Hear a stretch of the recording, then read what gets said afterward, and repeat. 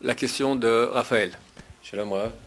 Shalom. Il y a un principe de Mida Keneget Mida, C'est-à-dire que tout ce que Akadosh Baruch Hu nous envoie comme peine, comme souffrance dans ce monde, c'est fait pour venir réparer ou du moins nous réveiller, pour voir si on n'a pas fauté quelque chose, si on n'a pas fauté, enfin, pour se remettre en question. Mida Keneged Mida, ça signifie mesure pour mesure. C'est ça. C'est-à-dire, j'ai fait moi une Avera, Akadosh Baruch Hu va m'envoyer quelque chose qui va me faire rendre compte de cette Avera, a priori. Te rendre compte ou réparer? Et me rendre compte d'abord, puis réparer ensuite. Et certaines maladies sont faites pour ça, je pense, puisque c'est une souffrance, c'est une peine. Le sida, par exemple, je pourrais comprendre que ça vienne réparer une faute que j'aurais fait ou qu'une femme aurait fait par le brit. En revanche, il y a certaines maladies, on a beau chercher le kécher avec... Pas parler en français. On aurait beau chercher le lien avec une faute qu'on aurait fait, on a du mal à trouver. Un cancer, par exemple. Comment est-ce qu'on peut se remettre en question correctement? Est-ce que si on se remet en question et qu'on répare la faute, la maladie va partir? Ok. Bon, il est vrai qu'il y a dans la Torah ce que tu appelles Mida Keneged Mida, c'est-à-dire mesure pour mesure. Mais on ne peut pas réduire les souffrances et les maladies à dire dans tous les cas c'est mesure pour mesure. La Gemara dit dans le début du premier chapitre de traité Brachot, page 5 là-bas, toute une page sur les souffrances, qui dit qu'il se peut qu'il y ait aussi des souffrances qui sont des souffrances d'amour. Ça veut dire que Dieu, j'ai expliqué une fois, c'est ici dans un cours, je vais peut-être répéter un peu, pourquoi la souffrance en elle-même, admettons que c'est Mida Keneged Mida, je vais expliquer, c'est pas toujours le cas. Mais quelqu'un a fait une bêtise, et maintenant, une des réparations, il y a certains péchés qui sont réparés que par la souffrance. Il faut la tchouva, mais il faut aussi de la souffrance. Des choses qui sont graves, nécessitent des fois de la souffrance. Maintenant, pourquoi? Pourquoi est-ce que, parce que j'ai fait un péché, il y a une souffrance. De façon naturelle, bestiale, quelqu'un m'a flanqué une gifle, tac, moi aussi, j'ai envie, d'accord? On ne peut pas, dans nos relations avec Dieu, on ne peut pas projeter cela. Il n'y a pas de tu m'as fait, je te rends. On ne parle pas de cela du tout. Dieu n'est que amour. Et même si ça bat sur nous, ça s'appelle par la force de rigueur de Dieu, mais c'est une rigueur qui a quand même un but de réparateur, d'amour. Voilà. Alors la question est pourquoi? Pourquoi la souffrance, elle est réparatrice? En quoi? Peut-être il eût été préférable que quelqu'un a fait une bêtise, alors on lui montre par exemple les dégâts que ça a provoqué dans les sphères supérieures, dans son âme, et le pauvre, comme on lui fait tu vas montrer un fumeur invétéré, tu lui fais un scanner de ses poumons, et il voit ça, il arrête de fumer, par exemple. Dieu nous ferait la même chose, hein. Regarde les dégâts que tu as fait, et hop, tu comprends, fait le Shabbat, tu as mangé du porc, tu as fréquenté ce qu'il ne fallait pas fréquenter, etc.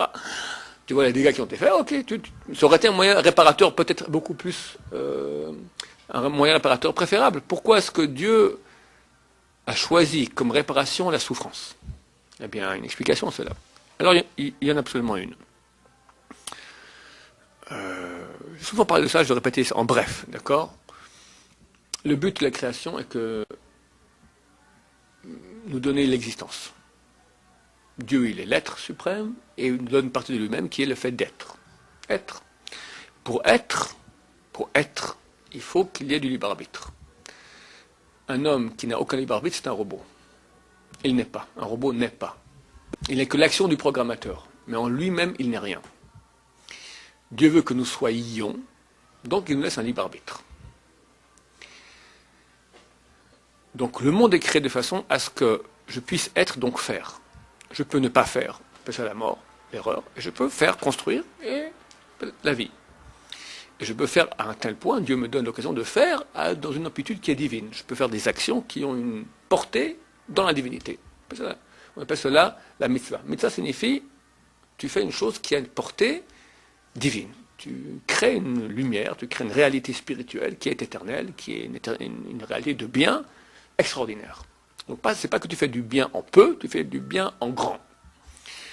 Maintenant, quand tu fais pas cela, le bien, ou pire, tu vas utiliser maintenant l'énergie que tu as pour faire du mal, il y a du mal, une réalité spirituelle mauvaise, qui amène la mort, qui amène la souffrance, qui amène le mal.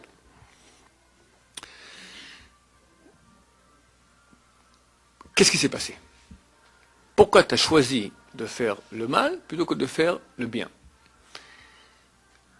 Le bien, il est construction. Pour une construction, il y a un effort qui est nécessaire. De plus, Dieu a créé, pour qu'on ait ce libre choix, une tentation du mal qu'on doit vaincre. Quand je vaincre, quand par moi-même j'ai une tentation, c'est moi qui fais. Donc j'existe. Si de son naturel, je ferai le bien, sans décision de ma part, c'est dans ma nature, c'est pas moi, c'est ma nature, c'est malgré moi. Donc il y a une tentation du mal. Donc chaque fois qu'on fera le bien, il y aura une construction et un effort. Repousser la tentation et construire. Quand au contraire je fais le mal, c'est une démission. J'ai pas envie de construire. La tentation elle est bonne. Je me laisse glisser dans la tentation. Donc en fait, nous faisons le mal par démission. Démission de moi-même. Non effort. Comment on peut réparer cela? Que par effort. Attends, le mot effort et le mot souffrance, c'est le même mot. Simplement, effort, c'est en petite dose, souffrance, c'est en grande dose. Un grand effort, c'est une souffrance, une petite souffrance. Si quelqu'un maintenant, j'ai un exemple que je reprends très souvent, je le répéter, quelqu'un ne sait pas le matin pour venir à la prière, ou il arrive un quart d'heure en retard. D'accord? C'est le cas de beaucoup de personnes humaines. Qu'est-ce qui se passe? Quand le réveil sonne, il y a l'ange du bien qui vient, qui lui dit « Lève-toi ». Côté positif. Lève-toi, allez servir Dieu à la prière. Ah, quelle joie! Immédiatement, il y a l'autre qui vient et qui lui dit « Mais il fait froid. Encore un peu. » On éteint le réveil, on remet l'oreille bien et dans l'autre sens. Encore un petit quart d'heure. Le un quart d'heure fatal. Maintenant, on s'habitue à cela, c'est très dur de s'en sortir. Ça devient malgré soi. Vraiment, c'est très dur. Tu pèses 1 tonne le matin. Quelqu'un comme ça, 40 ans, il arrive, de façon, comme une montre suisse, 1 quart d'heure de retard à la prière. À cause de ça, sa prière, elle est plus ou moins ratée. Bon, il va arriver au Lamaba, dans le monde de vérité, il a raté. Dieu l'aime. Il ne veut pas qu'il arrive raté. Même au niveau de l'âme, il se peut qu'elle est en contact direct avec Dieu. Nous, on n'est pas conscient de notre âme. On est très inconscient de nous-mêmes, de notre moi profond. En fait, l'âme dit à Dieu, écoute, Dieu, bientôt je vais mourir. C'est marqué très bien, nous ne voyons pas, mais Mazal, la Gemara dit comme ça. L'homme ne voit pas, mais son Mazal voit. Son Mazal, c'est son âme. Son âme voit des choses que nous ne voyons pas. Il y a des prémonitions, des choses, des fois, ça passe un peu. La Messa, elle va bientôt mourir. Elle dit, je ne vais pas rêver maintenant, dans le monde de vérité, avec 40 ans de ronflement. Elle dit, mon vieux, ben voilà, t'as plus que 2 mois. Qu'est-ce que je peux faire? Je te dis tous les matins de te réveiller, tu n'es pas réveillé. Dieu, je t'en supplie, fais quelque chose que je puisse réparer ça. Bon, si tu veux. On va prendre tous les efforts que tu aurais dû faire le matin pour te lever. C'est dur de se lever le matin, quand il fait froid, en hiver, à l'heure. On va appeler ça une joule de souffrance, d'accord? Une unité de souffrance. C'est supportable, on peut, c'est pas trop dur. Supportable de se lever le matin, beaucoup de gens le font. Mais si maintenant je prends 40 ans de ces souffrances que tu aurais dû avoir et que tu n'as pas eues, et que je les administre en une fois, chimiothérapie, contrôle du fisc, divorce déchirant, accident de voiture tout aussi déchirant, etc. Souffrance très grande. La souffrance, qu'est-ce que c'est? La souffrance, elle est. Tu es venu sur Terre pour faire. Faire égale effort. Effort égale souffrance. Ce que tu n'as pas fait en light, on te le fait en très rapide, concentré. La souffrance, c'est égal une participation, une activation de l'être. On va appeler ça comme ça. Une participation active de l'être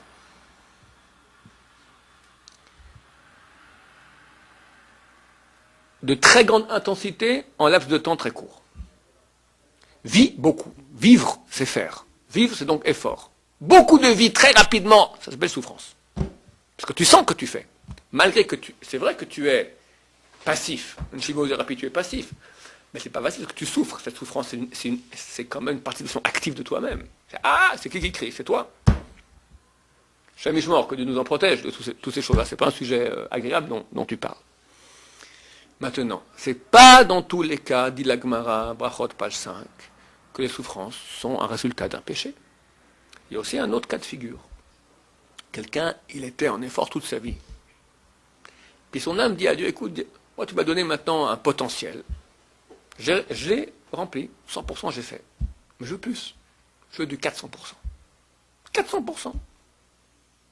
Il dit, mais toi tu es un 100%. Je veux plus. Comment on peut faire plus? Tu as une vie de 120 ans. 120 ans, tu peux faire un certain nombre de mitzvot. Comment on peut faire plus? Même système exactement. On appelle cela souffrance d'amour. Dieu fait souffrir quelqu'un pour le rapprocher de lui. Parce que c'est une activation de l'être. Alors bien sûr, ce n'est pas que la souffrance en elle-même. La souffrance est ta réaction, la émouna, la foi que tu as, l'amour de Dieu que tu as. Tout cela donne une qualité. Bon, je parle de choses qui sont très dures, parce qu'on n'est pas très au niveau, nous-mêmes, de recevoir une souffrance. Mais les gens qui sont au niveau, le Rav Shach. Le Rav Shach, il a fait l'oraison funèbre du Rav Yecheskel Avramsky.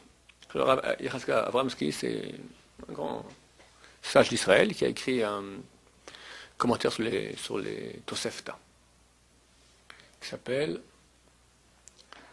Chazon Yecheskel. Chazon Yecheskel. Ce Rav Yecheskel Avramsky a fait 5 ans en Sibérie. Pourquoi? Lui-même a dit, je sais pourquoi. Mida keneged mida. Lui, il a su pourquoi.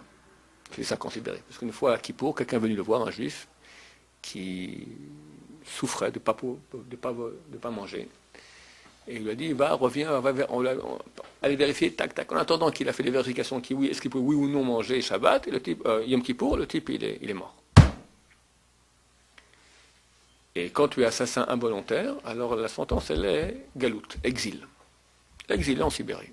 Lui dit, je sais que c'est pour ça que je suis parti ces 5 ans en Sibérie. Lorsque le Rav Avramsky est décédé, le Rav Shach a fait son avant funèbre, a dit, je suis jaloux de toi, de ces 5 ans que tu as fait en Sibérie. Tu comprends ça? Moi, je ne comprends pas. Heureusement que je n'ai pas fait 5 ans en Sibérie. Mais ça, ce sont... servir Dieu. Nous sommes des flegmatiques. On n'est pas des grands amoureux. Un grand amoureux. Quelqu'un est fou, furieux de sa femme, de sa mère, de ce que tu veux. Demande-moi de te cueillir la lune. Ça se dit ça dans les poèmes, non? Il est prêt à... Demande-moi ce que tu veux. Pour toi, je le ferai. Les amoureux de Dieu, ils veulent faire plus. Ils veulent plus. Ils ne veulent pas pépère.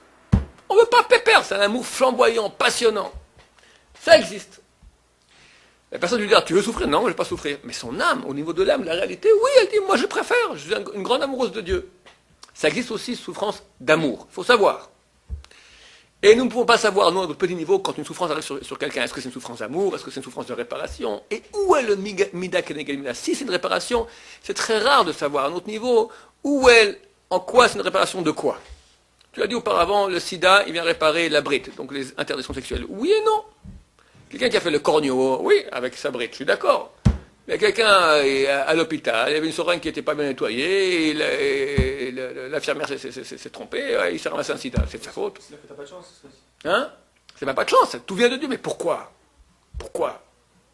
On peut pas dire, c'est pas forcément parce qu'il a fait... Alors, peut-être il y a aussi réincarnation, ça se peut. Nous sommes aujourd'hui des réincarnés, et on a les choses à réparer de nos gilgoulim, de nos réincarnations passées. C'est tout à fait possible. Mais c'est très dur pour nous de savoir quoi est par rapport à quoi. Ce qu'on sait en gros, c'est que Dieu est juste. Maintenant, s'il y a une maladie sur laquelle on ne sait pas, des fois on sait un peu. Alors, je me souviens quand ma grand-mère, elle a eu tout le coup une maladie comme ça, la peau pleine de je sais pas, de plaques qui faisaient très mal, truc de ce genre-là. À l'époque, il y avait un tzaddik, le Rav Levinger, Zatzal. On a parlé de lui, je suis allé le voir. Ici à Jérusalem. Le pauvre, il avait un problème avec la langue comme ça, il avait comme ça avec la langue sans cesse. Et puis je viens le voir. Et moi, j'avais 27 ans à l'époque, il m'a demandé quel âge j'avais, je me souviens. Et je lui parle, voilà, et nous, elle ne sait pas pourquoi elle a ça. Comme ça, il me dit. Et sa femme était présente. Elle a fusillé du regard. Comment tu parles comme ça? Sa femme lui dit à lui. Bon, ok. C'est-à-dire que il y a sûrement des gens qui peuvent savoir qui, quoi, comment, et savoir. Et si elle ne sait pas dire comme ça, elle aussi, elle devait savoir. Je ne sais pas. Mais vu que c'est tellement aléatoire, et dans beaucoup de cas, on ne sait pas, et même si on sait, on ne dit pas. Ce n'est pas des choses, on ne sait pas d'habitude. En ce qui concerne maintenant le cancer, cette maladie, la Rabbi Sion lui-même, ma belle-mère est décédée du cancer. La Rabbi Sion Abba Shaul m'a dit, cette maladie, on ne sait pas. On ne sait pas pourquoi, on ne sait pas pourquoi lui et pas l'autre. Voilà. Il y a une troisième raison aussi, quand on parle de souffrance d'amour. Ça fait partie des souffrances d'amour, mais il y a aussi des fois une notion qui est très profonde aussi, qui va avec, encore une fois, je parle de choses qui sont très hautes et ce n'est pas adapté à nous, mais il faut comprendre qu'on parle, quand on parle de la souffrance, c'est qu'on souffre. Et quand on souffre, tu peux dire tous les beaux messages, oui mais, ça ne rentre pas. Donc il faut arriver à faire, comme quand on parle de la Shoah, c'est un sujet, on ne peut pas en parler. Parce que ça déclenche tellement l'horreur de la Shoah, elle nous révolte. Donc comment tu peux aller parler de ça? Et tu viens maintenant donner des explications, quelque chose, est-ce que c'est possible? C'est l'horreur dans la souffrance, et il n'y a rien à dire, on se tait, on souffre, c'est tout. Chaque souffrance, c'est du même type. Pourquoi il y a souffrance dans le monde? C'est une question des questions. Maintenant, on peut comment en parler? En théorie. Au niveau très rationnel, sachant que, au niveau des âmes et de Dieu, que si effectivement Dieu il est juste et il est bon et il est comme ça, donc il y a toute une raison à qui, à quoi, comment. Mais c'est très dur de nous de faire atterrir ça dans la réalité, définir. Je commençais à dire qu'il y a aussi dans les souffrances d'amour, il y a des juifs qui aiment Am Israël. Du fond de leur corps, comme vous tous, et qui sont en train de souffrir pour Am Israël.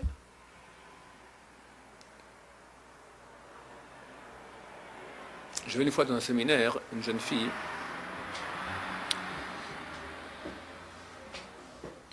qui fréquentait que des non-juifs. Je lui dis, c'est interdit d'après la Torah. Elle me demande pourquoi. Je lui dis, parce qu'on a des âmes différentes.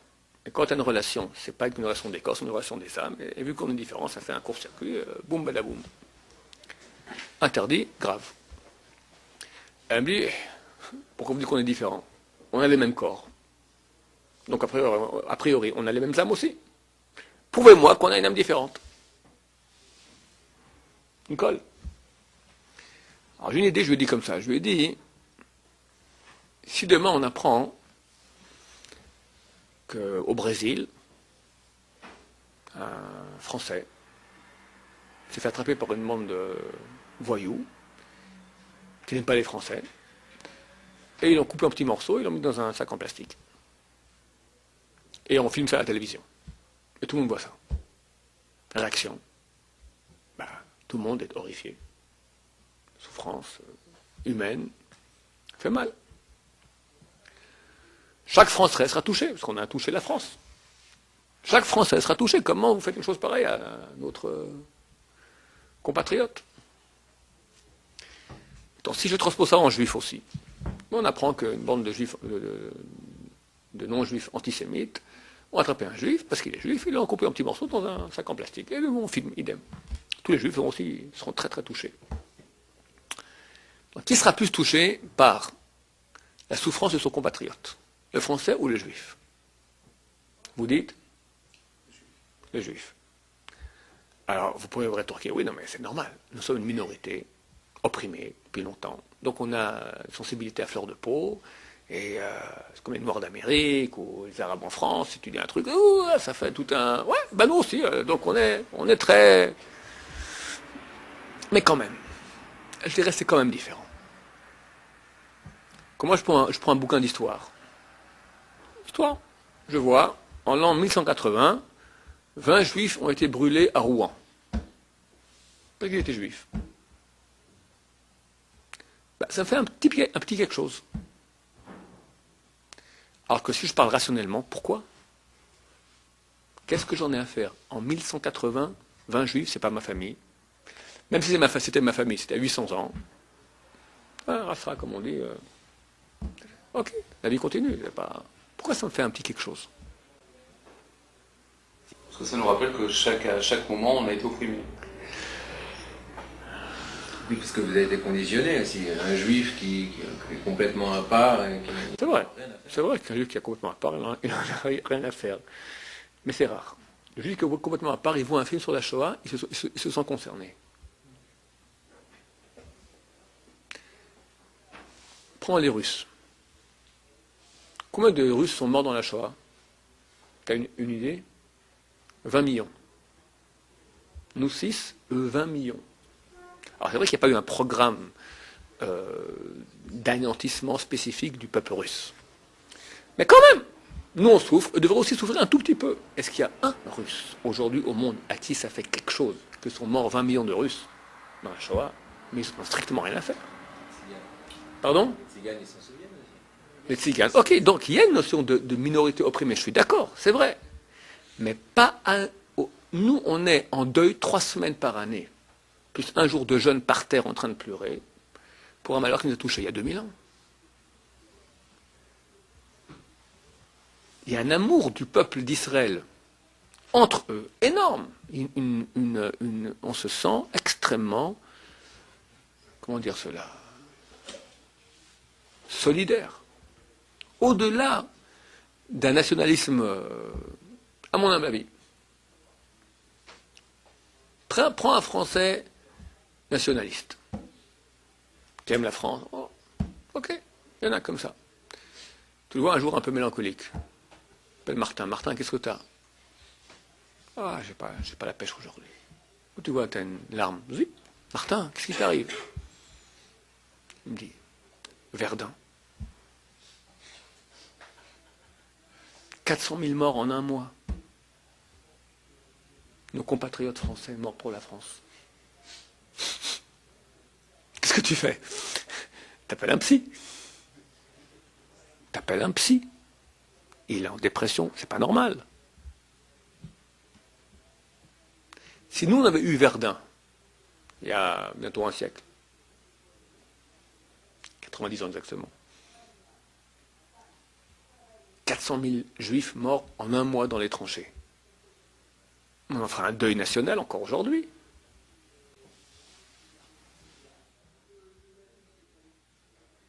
On a une culture de se rappeler, c'est comme ça. Ouais. Ils ne gardent en mémoire que les victoires. On a une culture de se rappeler, mais elle marche. Elle marche cette culture. Donc ça c'est plus essentiel. Alors le pourquoi? Tout simplement. On a 5 âmes. Nefesh, Ruach, Neshama, Chaya, Yachida. Chaque âme est un corps spirituel pour l'âme plus fine qui l'habite. Et tout en haut, l'âme la plus fine, la plus spirituelle, s'appelle Yachida. Signifie en hébreu unique, elle est unique à tout âme Israël.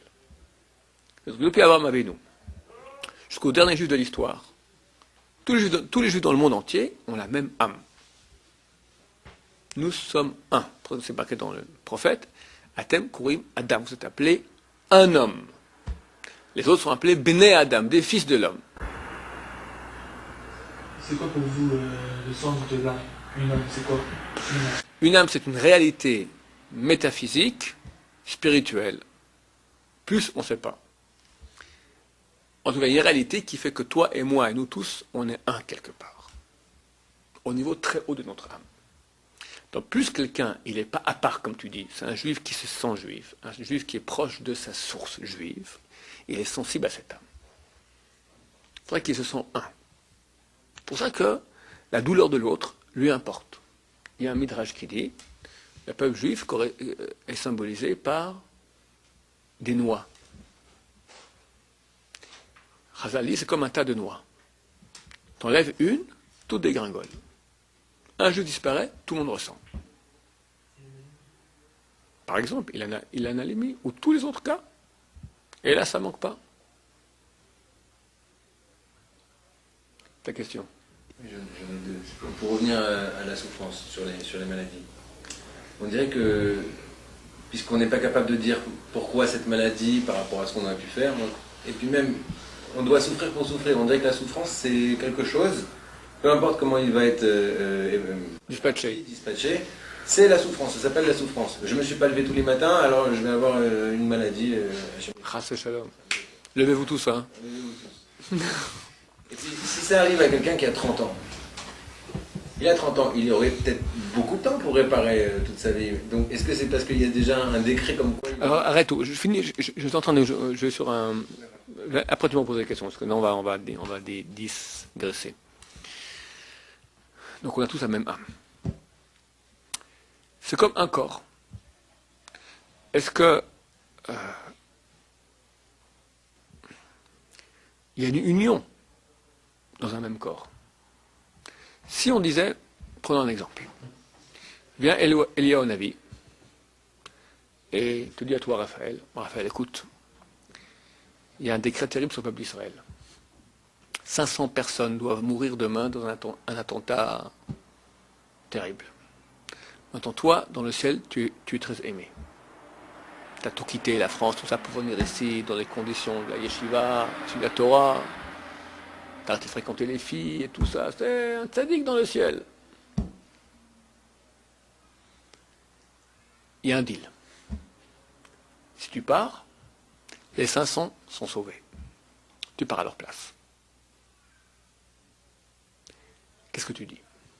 Je vais te dire qu'est-ce que tu dis. Bon, toi, tu dis tout de suite oui. Fantastique. Elle dit non. Il y en a qui vont dire non. Mais non, parce qu'il est proche de son corps. Mais sans demander son âme, sa yechida à lui. Où est la question? Je suis le même. Demande à quelqu'un, tu veux un doigt ou 10 doigts? Qu'est-ce qu'il répond? Quelle question? Il n'y a aucune question. Il n'y a aucune question. On est le même. On est le même. Et des grands du peuple juif étaient prêts à partir pour Am Israël. J'ai connu des cas.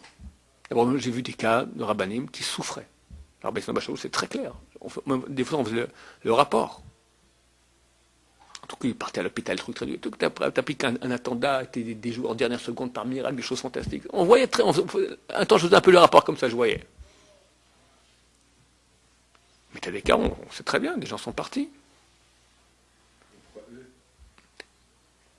Je te raconte un cas, mieux vaut, au lieu d'expliquer, je vais te donner un cas, tu comprendras beaucoup mieux.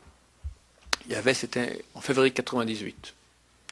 Ici à Jérusalem, toutes les semaines, il y a un bus qui éclate. Chaque fois, une vingtaine de morts, 50 de blessés mutilés à vie. On est au mois de mars. Le mois de mars, c'est la fête de Purim. La grande chassidoute de Gour. Gour, c'est une des plus grandes cours de chassidim qu'il y a ici en Israël.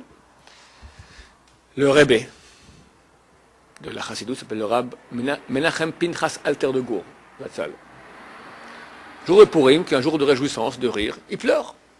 Il dit, pourquoi vous pleurez? C'est un jour de réjouissance aujourd'hui. Purim. Il dit, comment ne pas pleurer? Tout ce qui se passe est terrible. Il faut que ça s'arrête, je dois faire quelque chose.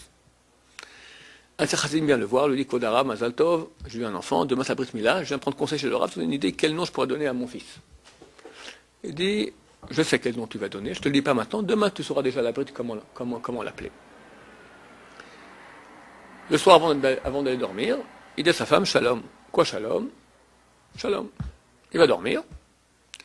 Il ne s'est plus jamais relevé. Il est mort dans son sommeil.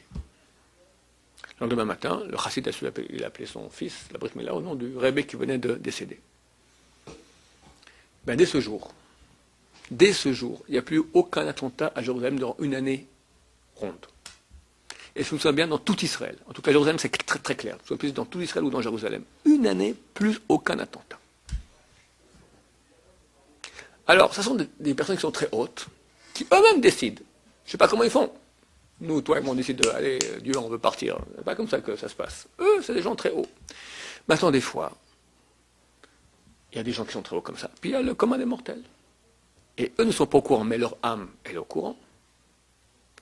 Et on lui fait le deal comme moi je t'ai fait maintenant, il dit tout de suite, et il part. On ne sait pas pourquoi. Maintenant, ça peut être partir, ça peut être souffrance, ça peut être un cancer, ça peut être autre chose. Ça fait partie. La souffrance, parce qu'on est un, la souffrance du clan Israël. Même les bébés. Pour la question, pourquoi les tzadikim sont partis dans la Shoah? Pourquoi des bébés? C'est la réponse. Un bébé. On va demander, tu veux faire un deal, un bébé? Un bébé, c'est un bébé, il ne sait pas parler. Mais son âme. L'âme d'un bébé, c'est un bébé ou c'est un adulte?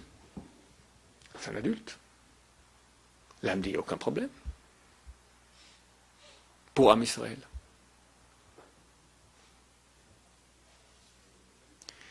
Et une âme pareille qui a souffert pour Am Israël, ou qui est partie pour Am Israël, elle va où là-haut?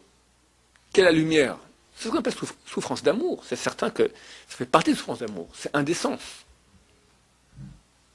Auparavant, j'ai expliqué en tant que quelqu'un qui est amoureux, il est prêt à tout faire.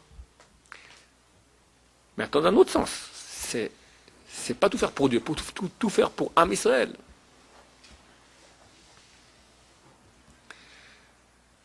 Maintenant, savoir qui, pourquoi, impossible. Tu as une question? Non, on dirait que la souffrance, c'est la souffrance. Il n'y a pas vraiment de qualité dans la souffrance. C'est une quantité. Je dois souffrir tant. Si Reuven ne s'est pas levé tous les matins, il va avoir un cancer. Écoute, moi, je t'explique. Alors c'est pas le même type de souffrance. Moi, je t'explique. C'est pas la même chose de savoir qu'on va mourir que et comment comme ça va réparer le fait que je me suis pas levé. Écoute, moi je t'explique de façon très très grossière.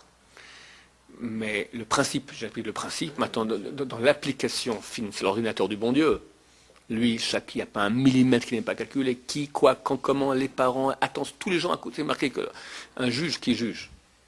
Quelqu'un, il a volé. Il va maintenant faire 5 ans de prison. D'accord? Ok, on le met en prison. Mais ses enfants, ils n'ont pas volé. Sa femme non plus. Ses parents non plus. L'épicier à qui il devait 1000 balles non plus. Donc c'est injuste quelque part. Quand Dieu juge, tout est pris en considération. Dieu est un juge de justice. Et il n'y a rien qui est dans l'erreur. Donc dans la qualité, dans la forme, dans le moment, dans l'âge, dans qui, dans quoi. Accepter, si vous voulez, de dire ça, ça n'explique pas du tout. T'es pas le bon Dieu. Et heureusement qu'il y a cela. Il y a la partie qui s'appelle Emouna, la foi. On est dans l'obscurité et une partie du travail de la souffrance, on va dire l'essentiel, je pourrais dire, du travail quand quelqu'un est en souffrance, c'est un travail de Emouna. Tu entends ce que je dis? Emouna, c'est-à-dire que là, quand tout va très bien, t'es mamine, t'as la foi en Dieu, ok, tout va bien. Mais quand tout va pas bien, rester quelqu'un qui est mamine. Ça, c'est énorme. Dieu nous en préserve, personne ne demande la souffrance. C'est marqué, la Gemara là-bas, elle dit, Lohem lo sera ni elle, ni leur mérite. Il dit, le mérite, c'est extraordinaire. Mais en fin de compte, on ne peut pas faire ni les souffrances, ni leur mérite. C'est de notre point de vue. Du point de vue de Dieu, qui est dans la vraie réalité, et de notre âme qui est dans la vraie réalité. Elle dit, bien sûr, mieux vos souffrances. Parce que nous, on est petits. On raconte en blaguant une histoire comme ça. Il y avait un jour un seigneur, en Russie, qui avait un serviteur juif. Le seigneur était bon, le serviteur était très aimé par son seigneur. Le seigneur a dit à son serviteur, écoute, moi je dois partir maintenant. Je pars 6 mois. Il y aura mon cousin qui va venir, qui va me remplacer. Donc il devient seigneur à ma place, il faut l'obéir au doigt et à l'œil. Ok. Le bon seigneur part, vient le cousin, qui est un hyper antisémite. Il repère le serviteur qui est juif, il commence 6 mois de torture. Vexation, crachat, coups, fouet, tout ce que tu veux. Après 6 mois, le cousin antisémite repart, revient le bon seigneur. Il demande au serviteur, non, comment c'était quand j'étais absent? Ça a été, je sais que mon cousin n'est pas témoin, j'espère qu'il n'y a pas eu de problème. Si vous posez la question, oui, il y en a eu. Ah ouais, je suis vraiment désolé. Quoi? Il entend tout ça, il est vraiment atterré, il lui dit, écoute, je sais que tu es quelqu'un d'honnête, va, prends un jour de congé, fais-moi le compte, tout ce qu'il t'a fait, je veux tout. Les vexations, les coups, les crachats, tout ça, liste complète. Bon, après un jour, le juif revient avec un rouleau. Attends.